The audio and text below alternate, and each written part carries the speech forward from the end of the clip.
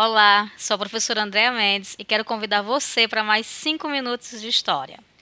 Todos nós já entramos em contato com a mitologia grega, seja através de filmes, desenhos animados, animes ou até mesmo através dos mitos e lendas que aprendemos lá na infância ou nas aulas de história.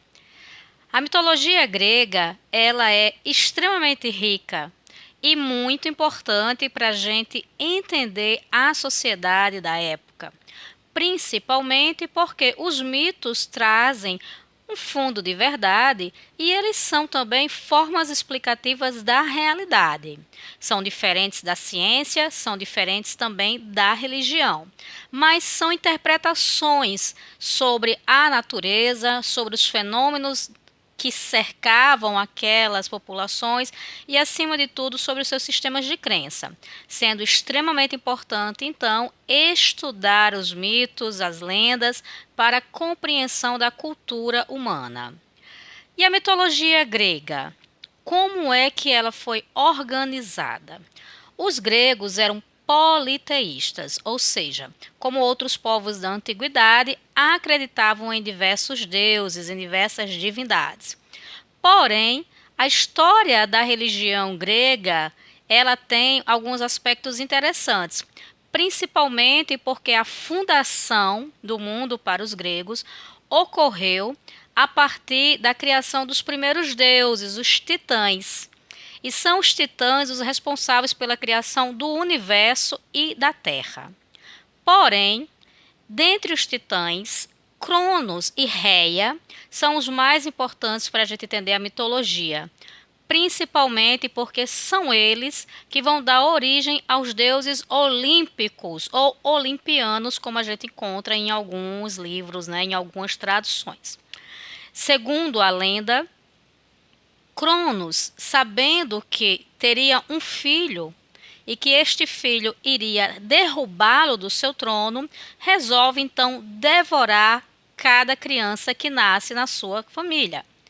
Porém, Reia, muito comovida com o fato de perder os seus filhos, resolve então entregar uma pedra no lugar do filho caçula, que é Zeus. Zeus então é criado e nesse momento que ele vai tomando consciência sobre quem ele é, entende que é importante destronar o seu pai. Então, faz uma guerra contra Cronos, consegue libertar os seus irmãos e irmãs e assim derrubam os titãs e criam então uma nova era de divindades na Grécia Antiga. Esses deuses e deusas vão habitar uma montanha chamada Olimpo. E durante séculos, as crenças religiosas, os mitos, os ritos, as festividades dos antigos gregos vão ser direcionadas para cultuá-los, adorá-los e, acima de tudo, homenageá-los, como é o caso, por exemplo, dos Jogos Olímpicos, criados em 776 a.C., em homenagem aos deuses e deusas padroeiros das cidades gregas. Os deuses gregos também tinham uma divisão entre deuses e deusas menores e também criaturas míticas. Lembrando que os heróis também fazem parte desse panteão. Vamos falar então dos deuses principais. Zeus e Hera, sua esposa, são os deuses principais desse panteão e assessorados pelos seus outros irmãos, que também receberam domínios. Zeus ficou com o céu, mas o seu irmão Poseidon ficou senhor das mares. Seu outro irmão Hades ficou com o mundo subterrâneo. Sua irmã Deméter ficou responsável pela agricultura, pela fertilidade da terra.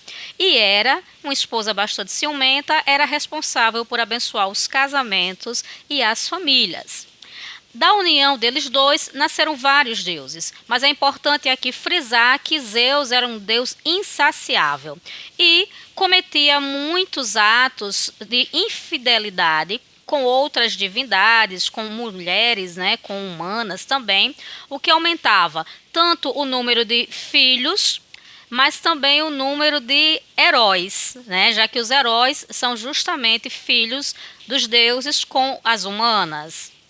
É importante, então, que a gente conheça a fundo essa história e saiba que todos os deuses eles têm características muito humanas e particulares, mas que são extremamente importantes para a gente compreender a psique humana, para a gente compreender a questão dos valores da sociedade da época e assim entender o papel da mitologia para a gente compreender a história.